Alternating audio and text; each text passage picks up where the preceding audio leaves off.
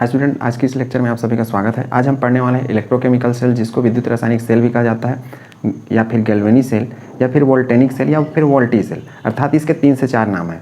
और इस सेल का सबसे अच्छा उदाहरण है डेनियल सेल, क्योंकि अपने सिलेबस में सिर्फ यही डेनियल सेल का ही उदाहरण हमको पढ़ना है, जिसमें जिंक और कॉपर मेटल का उपयोग किया जाता है। इसको समझते हैं स्टेप बाय स्टेप। इसके पहले हमने सारे बेसिक चीज़ें जो इलेक्ट्रोकेमिस्ट्री में हमको ज़रूरत पड़ता है, जैसे इलेक्ट्रोड या इलेक्ट्रोलाइट, जिसको विद्युत अपघट्ट कहते हैं, ये सारी चीज़ें हमने पिछले लेक्चर में पढ़ ली थी। इसको स्टार्ट करते हैं। फिर देखिए, गैल्वेनिक सेल हम किसको बोलेंगे, या फिर इलेक्ट्रोकेमिकल सेल जिसको विद्युत रासायनिक सेल कहा जाता है, या फिर वोल्टेनिक सेल, या फिर वोल्टी सेल। वोल्टेनिक अर्थात वोल्टा जो साइंटिस्ट थे उसके नाम पे, और इसी तरीके से इसका 3 नाम है और ये तीनों की एक ही डेफिनेशन है, ठीक। और इसके अंतर्गत हम लोग पढ़ते हैं मुख्य रूप से जो एग्जाम्पल रहता है वो होता है डेनियल सेल का। तो यदि हम डेफिनेशन बनाएं तो हमने स्टार्टिंग में पढ़ा हुआ था कि जो इलेक्ट्रोकेमिस्ट्री रहता है उसमें हम 2 टाइप का अभिक्रिया पढ़ते हैं। एक तो बिजली से हम रासायनिक अभिक्रिया कराते हैं, दूसरा रासायनिक अभिक्रिया से बिजली उत्पन्न करते हैं। तो ये जो सेल होता है अपना गैल्वेनिक सेल, या फिर इलेक्ट्रोकेमिकल सेल, या फिर जिसको वोल्टी सेल भी कहते हैं, इसमें क्या करते हैं हम लोग रासायनिक अभिक्रिया के द्वारा विद्युत ऊर्जा उत्पन्न करते हैं। अर्थात हम यहाँ केमिकल रिएक्शन कराएंगे, इससे इलेक्ट्रिकल एनर्जी उत्पन्न होगी। और ये जो केमिकल रिएक्शन से इलेक्ट्रिकल एनर्जी जो उत्पन्न होता है अर्थात विद्युत ऊर्जा उत्पन्न होता है, वो निर्भर करता है रेडॉक्स अभिक्रिया पे। अर्थात इसमें रेडॉक्स टाइप की अभिक्रिया होती है, उसके द्वारा ये प्रक्रिया संपन्न होता है। रेडॉक्स मतलब इसमें रिडक्शन अर्थात अपचयन की भी प्रक्रिया होगी, और दूसरा ऑक्सीकरण की भी प्रक्रिया होगी। अब इसके उदाहरण के अंतर्गत हम पढ़ेंगे डेनियल सेल का उदाहरण, ठीक है। डेनियल सेल, तो आपको डेनियल सेल यदि पूछता है या फिर कुछ भी, तो डेनियल सेल यही चीज़ आपको बनाना है। और इलेक्ट्रोकेमिकल सेल, गैल्वेनिक सेल या वोल्टेनिक सेल, इसके ढेर सारे प्रकार होते हैं। उसमें हम सिर्फ एक ही प्रकार पढ़ रहे हैं, डेनियल सेल, जो कि अपने सिलेबस में है। डेनियल सेल में उपयोग किया जाता है जिंक और कॉपर मेटल का, ठीक है। यदि मैं विद्युत रासायनिक श्रेणी की बात करूं, विद्युत रासायनिक श्रेणी हम आने वाले और लेक्चर में पढ़ने वाले हैं। यहाँ पे आप ये समझे, वह श्रेणी यह बताता है कि कौन सा धातु कितना सक्रिय है और कितना जल्दी से इलेक्ट्रॉन को छोड़ देता है। जो धातु जितना जल्दी इलेक्ट्रॉन को छोड़ेगा वह उतना ही सक्रिय माना जाएगा। उसमें सबसे ऊपर में आता है लिथियम और सबसे नीचे में आता है फ्लोरीन, ठीक। तो जब हम वो श्रेणी पढ़ेंगे तब उसके बारे में डिटेल पढ़ेंगे। यहाँ पे यदि मैं जिंक और कॉपर की बात करूँ, तो यहाँ पे जो जिंक होता है वो बहुत ज़्यादा क्रियाशील होता है कॉपर की अपेक्षा, ठीक है। अब जो ये सेल होता है, इसके 3 भाग होते हैं। पहला जो भाग है वो ये वाला पोर्शन है, इसको हम बोलते हैं ऑक्सीकरण या ऑक्सीडेशन। ऑक्सीकरण, अर्ध सेल, अर्ध मतलब आधा, या ऑक्सीडेशन हाफ सेल बोल सकता हूँ। ये वाला जो पोर्शन है इसको हम बोलते हैं अपचयन अर्थात रिडक्शन, अर्ध सेल या हाफ सेल, या फिर इसी को हम लोग कैथोडिक हाफ सेल बोलते हैं। इसको एनोडिक, एनोडिक इसलिए क्योंकि यहाँ पे एनोड रहता है। ये वाला जो इलेक्ट्रोड है इसको हम एनोड कहते हैं। अब इलेक्ट्रोड हम पहले पढ़ चुके हैं क्या होता है इसका, तो यदि आपको नहीं पता है इलेक्ट्रोड क्या होता है तो पिछला वीडियो जरूर देखें, ठीक है। तो ये वाला पोर्शन अपचयन अर्ध सेल, ये वाला पोर्शन हो गया ऑक्सीकरण अर्ध सेल। और ये जो उल्टा यू आकार का ऐसा नली बना हुआ है, इसको हम बोलते हैं लवण सेतु या साल्ट ब्रिज। इसका काम मुख्य रूप से ये रहता है कि ये जो दोनों कंटेनर में सॉल्यूशन रहते हैं, यहाँ पे आयन का जो इलेक्ट्रिकल न्यूट्रलिटी है अर्थात विद्युतीय रूप से इन कंटेनर पे जो सॉल्यूशन है उनको उदासीन बनाने का काम करता है ये। यदि हम इसको हटा दें इस पाइप को, तो यहाँ पे फिर बिजली उत्पन्न नहीं होगा, ठीक है। तो इस पाइप को लवण सेतु कहा जाता है, साल्ट ब्रिज, जिसके अंदर पेस्ट भरा रहता है अगर पोटेशियम क्लोराइड, पोटेशियम नाइट्रेट का। तो इसको हम अलग से पढ़ेंगे साल्ट ब्रिज, क्योंकि इसका डेफिनेशन 12th में पूछा जाता है, साल्ट ब्रिज या लवण सेतु क्या है करके, उसके कार्य क्या है। तो हम मुख्य रूप से यहाँ पे जो जरूरत का चीज़ है उसको समझेंगे। तो उम्मीद है 3 पार्ट कौन कौन से हो समझ लिया होगा। पहला ये है ऑक्सीकरण अर्ध सेल, ऑक्सीकरण हाफ सेल या अर्ध सेल बोल सकते हैं। दूसरा है अपचयन अर्ध सेल, सेम वैसे कर लेंगे। तीसरा है लवण सेतु, लवण सेतु। अब देखिए, हमने 2 कंटेनर ले रखा है। पहले कंटेनर में हमने क्या किया है, ये हमने जिंक लिया हुआ है, जिंक का इलेक्ट्रोड, और इसको हमने इसी जिंक के सॉल्यूशन में डुबा रखा है। ये सॉल्यूशन है जिंक सल्फेट का, और इस सॉल्यूशन की मैंने सांद्रता 1 मोल ली हुई है, 1 मोल। अब इसका अर्थ क्या है, 1 मोल का अर्थ है कि 1 लीटर में मैंने जो मोल है उसको मैंने घोल रखा है। ये मोलरता का कंसेप्ट है, हमने मोलरता वाले चैप्टर में इसको पढ़ रखा है। अर्थात जिंक सल्फेट हमने 1 मोल रखा है। 1 मोल मैंने इसलिए रखा क्योंकि हम इसकी सांद्रता दूसरा करेंगे तो फिर हमको जो करंट है वो प्रॉपर नहीं मिल पाएगा जितना मिलता है, ठीक। तो ये हो गया हमारा पहला कंटेनर। जिंक सल्फेट यहाँ क्या है, विद्युत अपघट्ट है, और जिंक क्या है, धातु का रॉड है। कौन से धातु का, जिंक का। अर्थात ये इलेक्ट्रोड का काम करेगा। जैसे इसके पिछले लेक्चर में हमने क्या पढ़ा था, इलेक्ट्रोड विभव इलेक्ट्रोड विभव हम वहाँ पे समझ चुके हैं कि जो धातु का राड रहता है अर्थात इलेक्ट्रोड रहता है उसको उसी के सॉल्यूशन वाला कोई भी लवण में अर्थात विद्युत अपघट्ट में डुबाने से इनके बीच में एक प्रकार से चार्जेस उत्पन्न होते हैं, उसको हम बोलते थे इलेक्ट्रोड विभव। तो वो सारा चीज़ आप पिछले लेक्चर से समझ सकते हैं। यहाँ पे हम काम की चीज़ें समझेंगे। जिंक को हमने जिंक सल्फेट में डुबा दिया है। दूसरा हमने इस पोर्शन में क्या किया है, इसमें हमने लिया है कॉपर का राड, ठीक है, अर्थात ये कॉपर का इलेक्ट्रोड है, वास्तव में कॉपर राड लिख सकते हैं, कॉपर इलेक्ट्रोड लिख सकते हैं। ये वैसी जिंक राड है या फिर जिंक इलेक्ट्रोड, उससे फर्क नहीं पड़ता। अब इसको हमने डुबा रखा है जिंक सल्फेट के सॉल्यूशन में, और इसको हमने डुबा रखा है कॉपर सल्फेट के सॉल्यूशन में। अब वो भी कितना है, 1 मोल, अर्थात कॉपर को हमने कॉपर सल्फेट में डुबा दिया और जिंक वाले को किस में डुबा दिया, जिंक सल्फेट में, ठीक। और इसको हमने क्या किया, लवण सेतु से आपस में कनेक्ट कर रखा है साल्ट ब्रिज से, और इस सर्किट को हमने पूरा कर दिया है वोल्ट मीटर के द्वारा जोड़कर। यहाँ पे हम बटन भी लगा सकते हैं, ज़रूरत नहीं है लेकिन, ठीक। वोल्ट मीटर से हमको ये पता चलेगा कि कितना वोल्ट का करंट उत्पन्न हो रहा है, क्यों, क्योंकि हम यहाँ केमिकल रिएक्शन से करंट उत्पन्न कर रहे हैं, ठीक। तो ये इसका एक प्रकार से वर्णन है। अब ये काम कैसे करता है ये देखिए। तो आप इस तरीके से लिख सकते हैं, मतलब पहले कंटेनर में जिंक को हमने जिंक सल्फेट के विलयन में डुबा रखा है, दूसरे में कॉपर को कॉपर सल्फेट के विलयन में डुबा रखा है। कॉपर सल्फेट यहाँ क्या है, विद्युत अपघट्ट, यहाँ जिंक सल्फेट विद्युत अपघट्ट है, और दोनों को हमने किससे जोड़ दिया है, लवण सेतु को। इस तरीके से इसके परिपथ को हमने वोल्ट मीटर के द्वारा कंप्लीट कर दिया है जोड़ के। अब जैसे ही हम इसको जोड़ देते हैं तो होता क्या है, अब देखिए फर्स्ट कंटेनर में क्या होता है, फर्स्ट कंटेनर में जिंक सल्फेट अपना पहले से पड़ा हुआ है। जिंक सल्फेट पड़ा हुआ है का अर्थ है कि यहाँ पे Zn+2 और SO4 2- के रूप में वो घुला हुआ पड़ा है, क्योंकि विद्युत अपघट्ट है और पानी में हमने उसको घोल रखा है। यहाँ पे क्या है, इस वाले कंटेनर में कॉपर +2 और SO4 2- के रूप में ये पड़ा हुआ है, +2 और SO4 2- के रूप में पड़ा है। अर्थात अभी जब अभिक्रिया कुछ नहीं हुआ है तो इनकी संख्या बराबर है, अर्थात जैसे 5 कॉपर है तो 5 सल्फेट है, 1 कॉपर है तो 1 सल्फेट है, ऐसा। अब यहाँ भी वैसी है, 1 जिंक है तो 1 सल्फेट है। अब जब अभिक्रिया स्टार्ट होता है जोड़ने के बाद, तो होता क्या है कि यहाँ का ये जो जिंक राड है, ये जिंक राड टूट टूट के यहाँ गिरना स्टार्ट करता है, टूट टूट के गिरना स्टार्ट करता है। तो इस जगह पे क्या होगा, जो जिंक था, अब चूंकि ये तो मेरा रॉड है जिंक, तो जिंक कौन से फॉर्म में था, सॉलिड फॉर्म में, ठोस अवस्था में, रॉड ठोस रहेगा ना, तो ये जिंक प्लस के रूप में टूटना स्टार्ट करेगा, जिंक +2 के रूप में, और साथ में 2 इलेक्ट्रॉन छोड़ेगा। उम्मीद है ये चीज़ आपने समझ लिया होगा। अब ये जिंक +2 के रूप में किस में आ रहा है, इसमें, इस जिंक सल्फेट वाले में। तो ये क्या हो गया, ये हो गया एक्वस अर्थात जली स्थिति में। अब एक्वस फॉर्म में हो गया तो देखिए जिंक +2 और जिंक और SO4 2- जो था उसकी संख्या पहले 1 थी, अब ये एक और गिर गया, तो अब जिंक की संख्या क्या हो जाएगी, बढ़ जाएगी ना। उम्मीद है चीज़ आप समझ रहे होंगे। अर्थात पहले जिंक सल्फेट जिंक +2 और SO4 2- के रूप में पड़ा हुआ था, इनकी संख्या बराबर थी। अब ये टूट टूट के आना शुरू हो गया शुरू। तो इस स्थिति में क्या हो गया, जो जिंक +2 है इसकी संख्या क्या हो गई, अर्थात धन आयन की संख्या इस सॉल्यूशन में किसकी अपेक्षा, SO4 2- की अपेक्षा क्या हो जाएगी, बढ़ने लगेगी। अब बढ़ने लगेगी तो इस स्थिति में क्या होगा, इस स्थिति में ये जो मेरा रॉड रहेगा अर्थात जिंक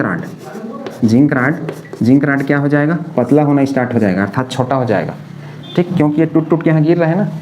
अब पतला होना शुरू हो जाएगा, लेकिन देखिए जिंक +2 तो इसमें आ गया, अब ऐसी बारी बारी से टूट टूट के नीचे गिरते जाएगा, अर्थात इसमें जिंक +2 के फॉर्म में। लेकिन इसका जो ये 2 इलेक्ट्रॉन रहेगा, ये 2 इलेक्ट्रॉन इसमें चला जाएगा, इस रॉड में, और इस रॉड से होते हुए यहाँ आएगा, और यहाँ से होते हुए फिर ये जो इलेक्ट्रॉन है वो यहाँ आएगा। अब ऐसा नहीं है कि सिर्फ 2 इलेक्ट्रॉन आएगा, ये कंटिन्यू टूट टूट के यहाँ गिरते जाएगा और 2 इलेक्ट्रॉन यहाँ पे जाते जाएगा। तो उम्मीद है इस पोर्शन का रिएक्शन आपने समझ लिया होगा क्या होने वाला है। अर्थात इस पोर्शन में जिंक +2 की संख्या अधिक और SO4 2- की संख्या अधिक। जिंक +2 की संख्या अर्थात इस लिक्विड में, अर्थात धन आयन की संख्या अधिक हो जाएगी और ऋण आयन की संख्या क्या हो जाएगी, कम हो जाएगी। पहले ऋण आयन और धन आयन बराबर थे, लेकिन जिंक जब आया तो जिंक की संख्या अधिक हो गई, अर्थात धन आयन की संख्या बढ़ गई और ऋण आयन की संख्या घट गई। इसकी वजह से यहाँ पे क्या होगा, विभव उत्पन्न हो गया, पोटेंशियल उत्पन्न होगा, जिसको हमने इलेक्ट्रोड विभव वाला पिछला जो लेक्चर था उसमें पढ़ा हुआ था। अर्थात इस जगह पे पूरे इलेक्ट्रॉन इकट्ठा हो जाएंगे, तो जो जिंक प्लस है इसके किनारे किनारे पूरा इकट्ठा हो जाएगा, जिससे विभव उत्पन्न होगा और ये इलेक्ट्रॉन उधर जाना स्टार्ट करेगा।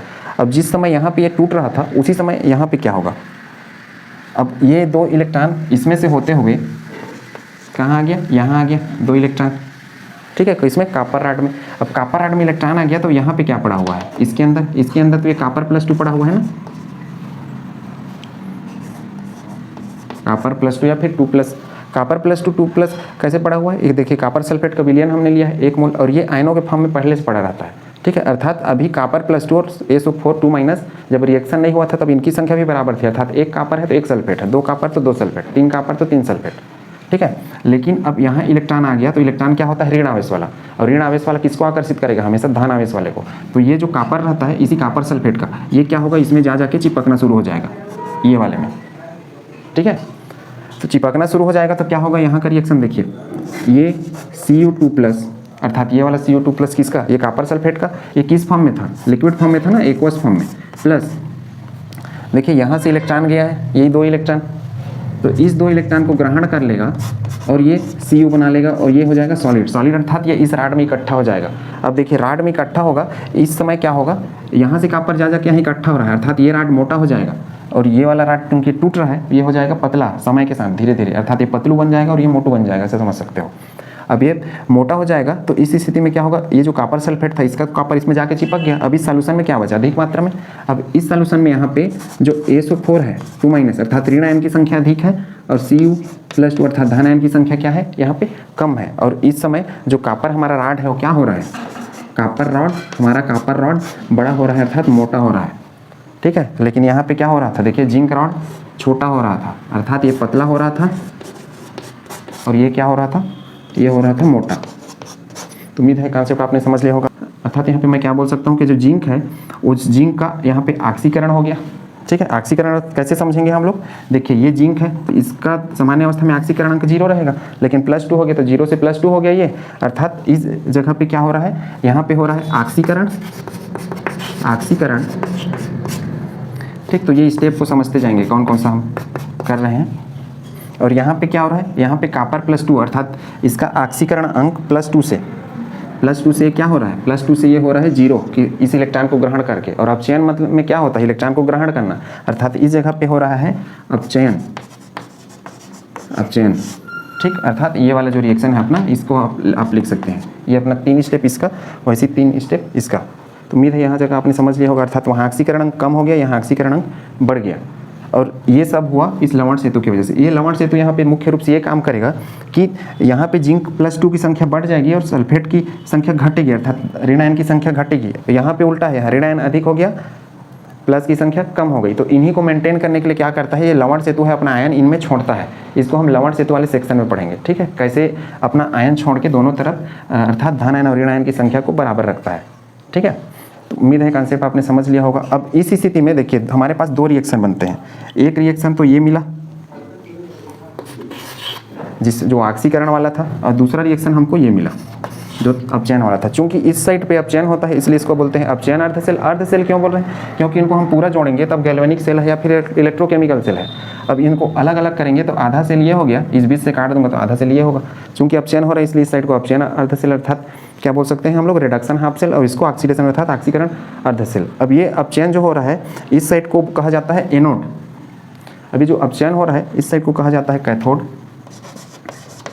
तो ये याद रखेंगे कैथोड, और यहाँ पे हमेशा क्या रहेगा, प्लस चार्ज रहेगा। किसमें, इस सेल में, इलेक्ट्रोकेमिकल सेल में या गैल्वेनिक सेल में। विद्युत अपघटनी सेल में ठीक इसका उल्टा हो जाएगा, कैथोड पर हमेशा अपचयन होता है, एनोड पर हमेशा ऑक्सीकरण होता है। इस सेल के केस में कैथोड हमेशा धन आयन वाला रहेगा, और ये वाला जो पोर्शन है ये अपना एनोड का पोर्शन है। एनोड अर्थात इसमें जो ऑक्सीकरण हो रहा है वो, और यहाँ पे हमेशा रहेगा ऋण आवेश। क्यों ऋण आवेश रहेगा, देखिए इलेक्ट्रॉन यहाँ जाएगा इसलिए इस पे हमेशा क्या रहेगा, ऋण आवेश।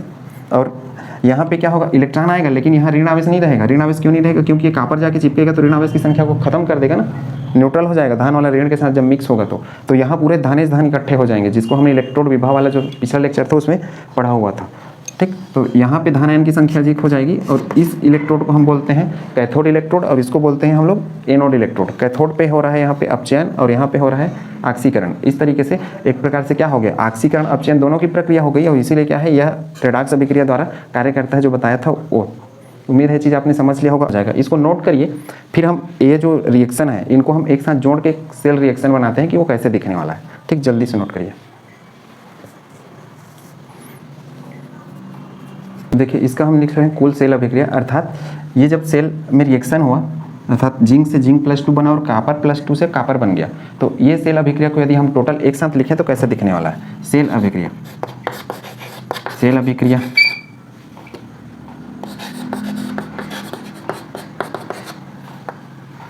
इसमें सबसे पहले कौन क्या हुआ, ऑक्सीकरण, ऑक्सीकरण किस में हो रहा था, ऑक्सीकरण अर्ध सेल, और ये कौन सा था, एनोड रॉड, एनोड मतलब जिंक वाला, ठीक है, जिसमें क्या था, नेगेटिव का निशान था। तो इस तरीके से आप लिख लेंगे। यहाँ क्या हुआ, जिंक से स्टेट बताना पड़ेगा, सॉलिड क्योंकि ठोस था ये, और इससे घुल घुल के किस में चला गया, लिक्विड में, अर्थात इसमें जिंक +2 या 2+ ऐसा भी लिख सकते हैं, +2 इलेक्ट्रॉन। इसी तरीके से दूसरा क्या हुआ, अपचयन, अर्थात एक प्रकार से यहाँ पे क्या हो रहा है, रेडॉक्स अभिक्रिया हो रहा है, ठीक। अपचयन किस पे हुआ, कैथोड पर, अर्थात कैथोड इलेक्ट्रोड कौन सा था, जिंक, और ये कौन सा था, पॉजिटिव वाला निशान। तो यहाँ पे कॉपर +2 ये 2 इलेक्ट्रॉन को ग्रहण करता था, ये देखिए यहाँ से इलेक्ट्रॉन गया, ये 2 इलेक्ट्रॉन यहाँ से गया, और ये कॉपर यहाँ पे उसको ग्रहण कर रहा है। ग्रहण करने के बाद क्या हो गया, कॉपर में ये सॉलिड फॉर्म में करना। अब इसको यदि हम टोटल लिखें, मैं टोटल इस साइड पर लिख दे रहा हूँ, टोटल लिखने के बाद क्या होगा, देखिए जिंक और ये कॉपर +2 कैसा दिखने लगेगा मेरे को रिएक्शन, जिंक का ये देखिए सॉलिड फॉर्म में प्लस, अब इसके नीचे कौन सा है, कॉपर +2 है, कॉपर +2 ये कौन सा था, एक्वस फॉर्म में था। इनका स्टेट लिखना अनिवार्य है, ये जरूर लिखें, इससे आपको समझ में आएगा कौन सा लिक्विड में है, कौन सा सॉलिड में है। अब ये 2 इलेक्ट्रॉन +2 इलेक्ट्रॉन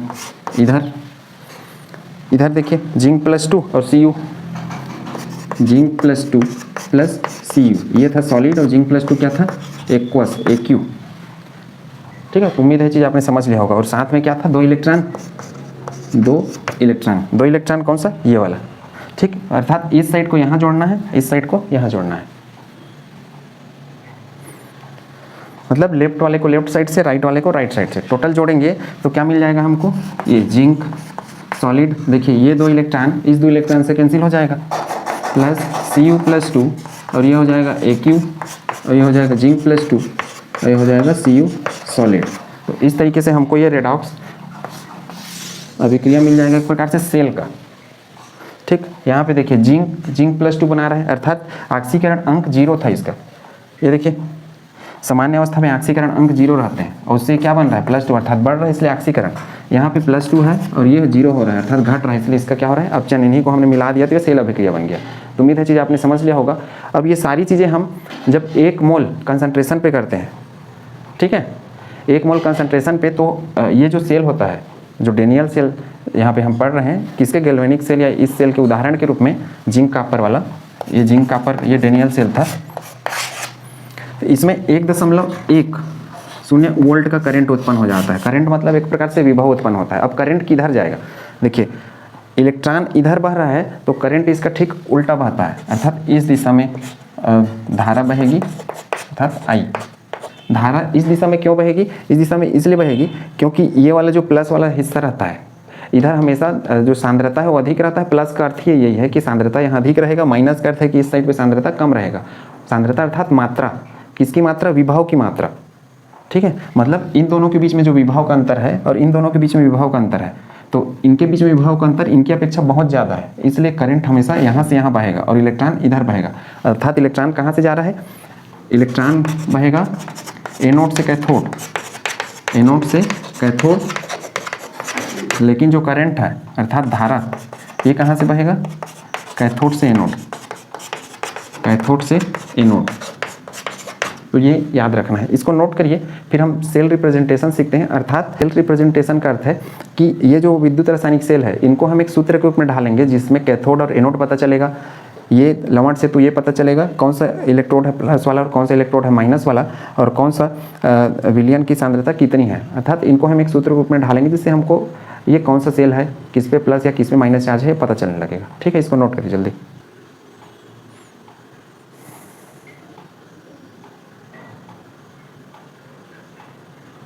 अब हम विद्युत रासायनिक सेल को दर्शाने का तरीका समझ रहे हैं, अर्थात रिप्रेजेंटेशन ऑफ इलेक्ट्रोकेमिकल सेल। तो इसको रिप्रेजेंट करने के लिए सबसे पहले लिखते हैं हम लोग एनोड और बीच में डबल लाइन। डबल लाइन बताता है हमको लवण सेतु को, लवण सेतु। अब देखिए ये जो मेरा है लेफ्ट साइड पे हमेशा एनोड को करना है, और एनोड पे क्या होता था, हमेशा ऑक्सीकरण होता है, ऑक्सीकरण। और कैथोड पे क्या होता है, अपचयन।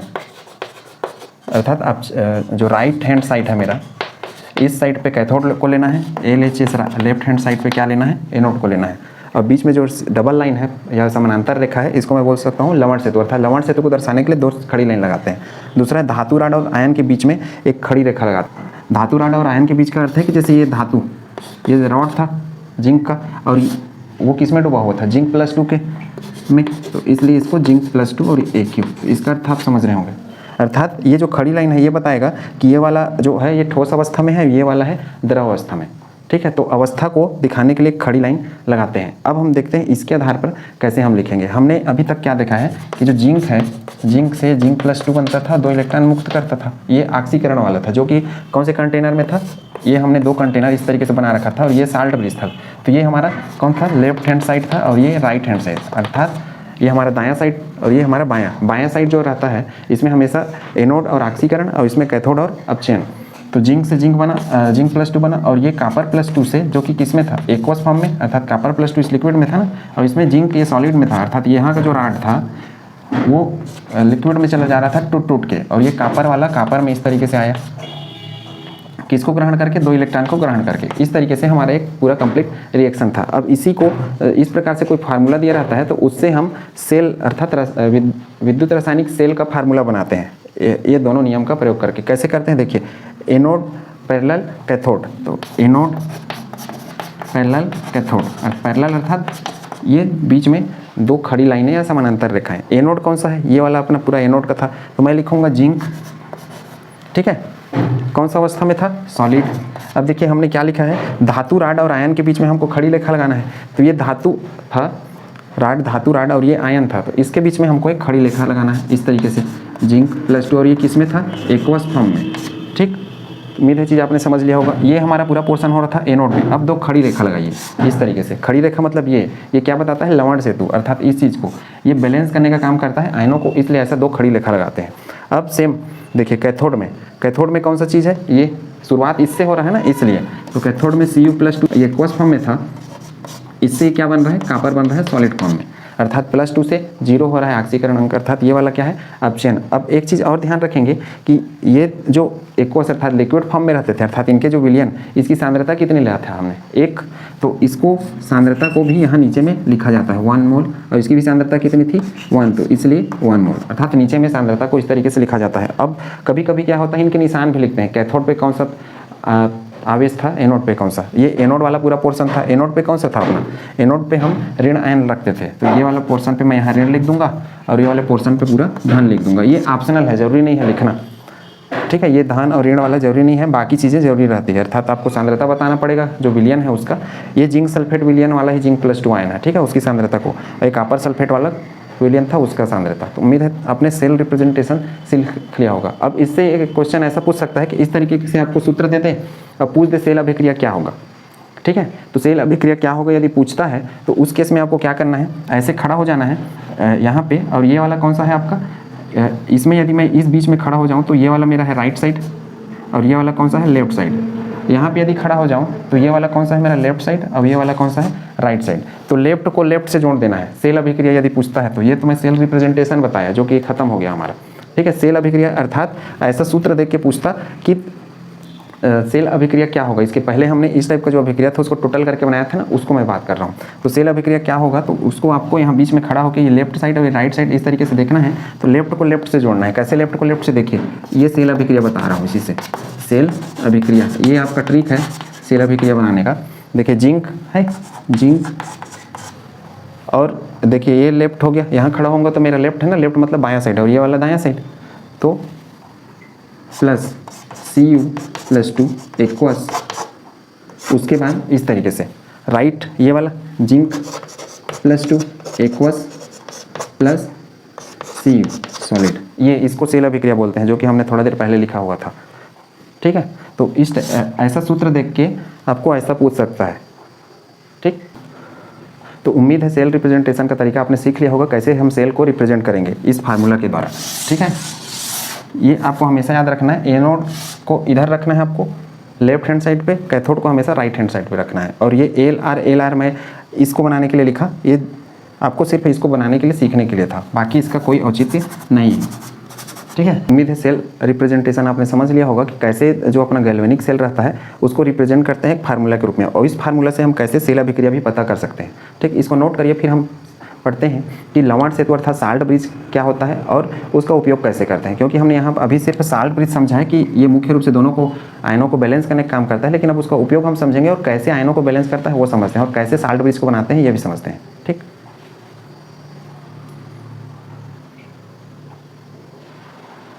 अब हम समझ रहे हैं साल्ट ब्रिज क्या होता है, उसका उपयोग क्या होता है। इसके क्वेश्चन पूछे जाते हैं बोर्ड परीक्षा में सीधे, और कंपटीशन एग्जाम में भी इसके छोटे छोटे क्वेश्चंस आते हैं, तो इसको ध्यान से समझिए क्या होता है। साल्ट ब्रिज लवण सेतु ये उल्टे यू आकार का नली होता है। उल्टे यू आकार अर्थात यू तो सीधा होता है, ये उल्टा कैसे, देखिए हमने क्या पढ़ा है थोड़ा देर पहले, डेनियल सेल पढ़ा है इस तरीके से, और यहाँ पे हम लगाते थे, ये देखिए ये उल्टा यू है ना, यू तो मुख्य रूप से ऐसा होता है, तो इसका उल्टा यही होगा, ये उल्टे यू आकार का नली रहता है।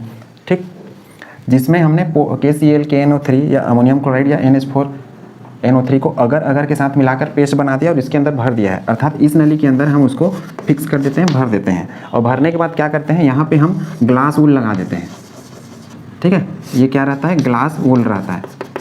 ग्लास वूल मतलब आपका जो ऊनी कपड़ा रहता है उसी टाइप का रहता है, लेकिन वो ये इसमें उपयोग होता है, और इसके अंदर इसी का पेस्ट रहता है। अगर का उपयोग क्यों करते हैं, अगर एक केमिकल होता है जो कि जब हम इनके साथ किसी के भी साथ, ऐसा नहीं है कि सबको एक साथ मिक्स कर रहे हैं, KCl अगर KNO3 या फिर अगर, इसीलिए यहाँ करके लिखा हूँ 2 और 2 4, ये 4 में से किसी एक का उपयोग अगर के साथ करते हैं और इसके अंदर भर देते हैं। भरने से क्या होता है, ये एक पेस्ट का रूप दे देता है, जैसे टूथपेस्ट रहता है उस टाइप का, लेकिन ये जेली बना लेता है। जेली अर्थात जो जेली खाते हैं बाजार में ना, उस टाइप का जेली का फॉर्म कन्वर्ट कर देता है और अंदर में पड़े रहता है। अगर उपयोग नहीं करते तो ये लिक्विड बहने लगता है, इसलिए अगर का उपयोग करते हैं पेस्ट के फॉर्म में बनाने के लिए।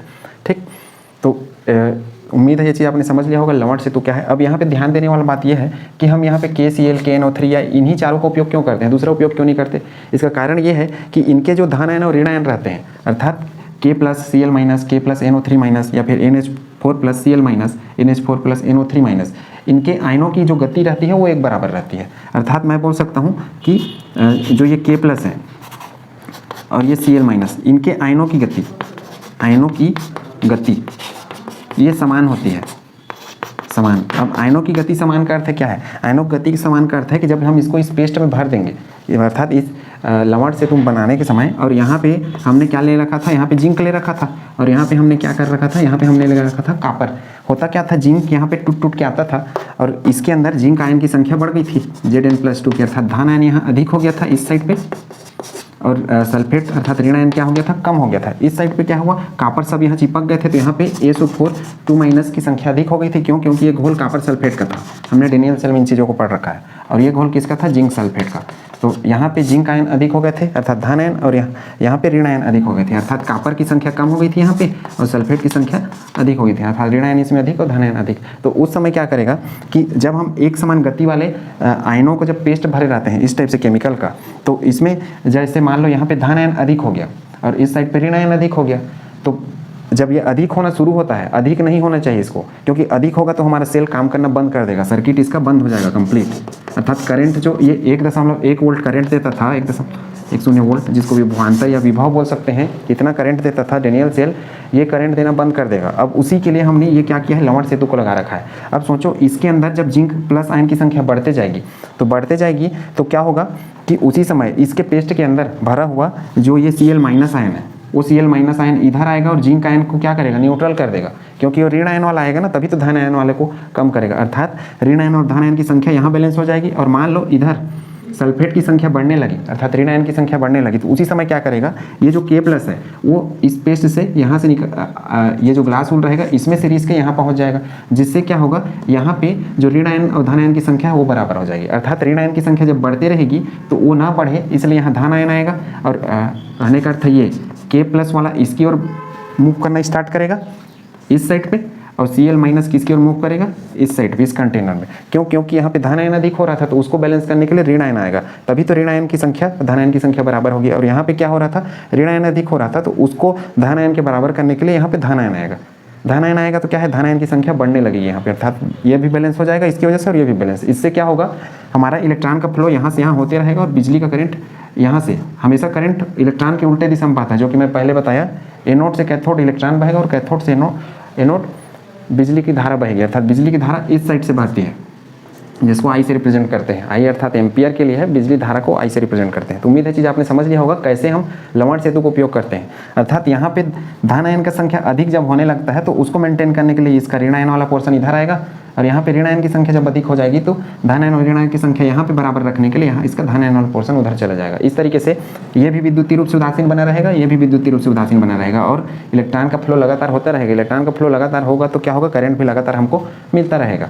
अब चूंकि ये केमिकल है, जब ये पूरे खत्म हो जाएगा राड लगभग, तो क्या होगा, केमिकल रिएक्शन हमारा लगभग बंद हो जाएगा। उम्मीद है कॉन्सेप्ट आपने समझ लिया होगा क्यों हम इन्हीं का उपयोग करते हैं। इसी तरीके से NH4+ है, NH4+ और NO3-, इनके भी आयनों की जो गति है वो एक बराबर है। आयनों की गति अर्थात जिस गति से यहाँ पे ये जो K+ है इसकी ओर आएगा, उसी गति से Cl- यहाँ जाएगा। ऐसा नहीं है कि K+ चला गया और Cl- वहीं पड़ा है, मैं बाद में जाऊँगा करके, ठीक, वैसा नहीं होगा। K+ जिस टाइम जाएगा उसी टाइम Cl- जाएगा। उसी तरीके से NH4+, यदि मैं NH4NO3 इसको इसके अंदर भरूं तो NH4+ इधर जाएगा और NO3- इधर आएगा। तो उम्मीद करता हूँ कॉन्सेप्ट आपने समझ लिया होगा। ठीक, अब हम कौन कौन से कंडीशन में किस पेस्ट का उपयोग नहीं करते वो नोट कर लीजिए। अर्थात ये बहुत इंपॉर्टेंट है। जब हम इसके अंदर इसमें या इसमें राड के रूप में सिल्वर को लें, Hg को लें, या फिर Pb अर्थात लेड, इन तीनों में से किसी एक को लेते हैं तो हमको KCl का उपयोग नहीं करना है।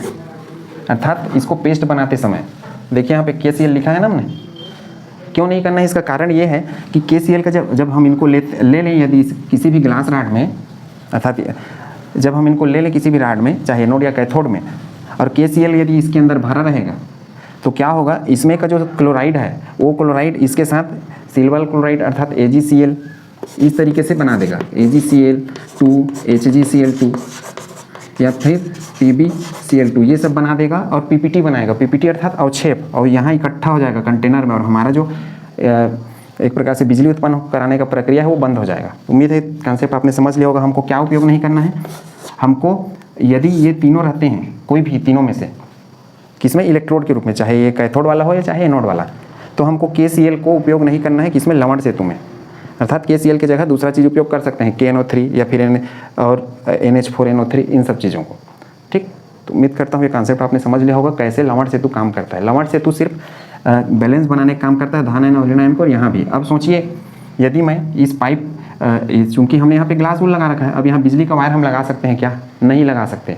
इसका कारण है कि बिजली का वायर मैं लगा दूंगा तो फिर आयन कैसे मेंटेन रहेंगे, यहाँ तो आयन को मेंटेन करने का काम कर रहा है ना, तो बिजली का वायर यहाँ पे नहीं लगाया जा सकता, क्योंकि यहाँ पे हम आयनों को मेंटेन करने के लिए, अर्थात यहाँ धन आयन ऋण आयन की संख्या बराबर रखने, यहाँ भी धन आयन ऋण आयन की संख्या बराबर रखने के लिए हम इस साल्ट ब्रिज का उपयोग कर रहे हैं। इसी तरीके से खाली हम ग्लास राड लगा सकते हैं क्या, नहीं लगा सकते। क्यों नहीं लगा सकते, क्योंकि खाली ग्लास राड लगा देंगे यदि, तो क्या होगा, यहाँ का जो लिक्विड है और यहाँ का भी लिक्विड है वो फ्लो करना स्टार्ट कर देगा इधर, और बाद में क्या हो जाएंगे, दोनों लिक्विड एक दूसरे से कनेक्ट हो जाएंगे, जुड़ जाएंगे। इसलिए हम पेस्ट भरते हैं, पेस्ट भर के यहाँ ग्लास वूल लगा देते हैं, खुला नहीं छोड़ते, क्योंकि जब ज़रूरत रहेगा तभी यहाँ से आयन आएंगे।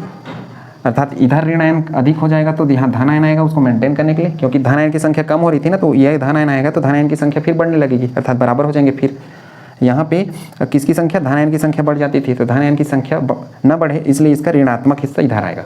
ठीक, तो आप याद रखें ऋणात्मक हिस्सा कहाँ जाता है, ऋणात्मक हिस्सा जाता है एनोड पे, धनात्मक हिस्सा जाता है कैथोड पे। किसका, जो लवण सेतु है उसका।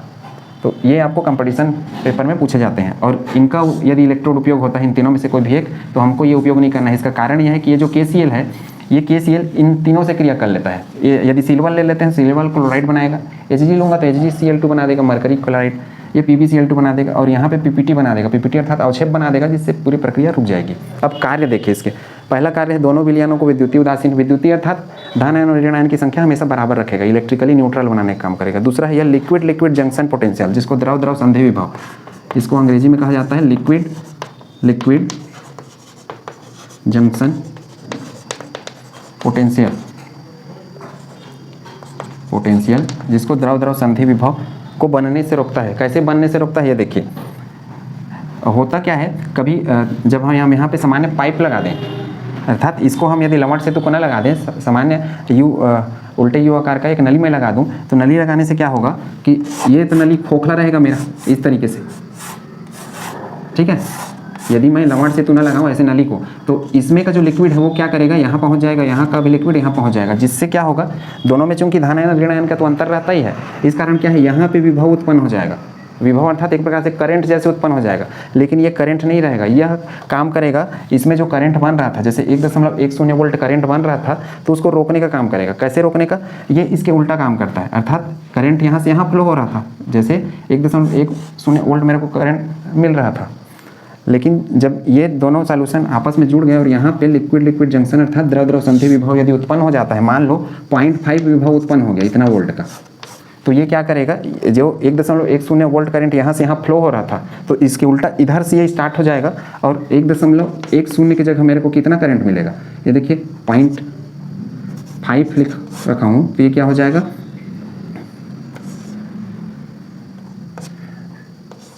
मतलब मेरे को 1.10 ना मिल करके सिर्फ 0.60 वोल्ट मिलेगा, अर्थात जितना करंट मेरे को मिलना चाहिए उतना नहीं मिलेगा।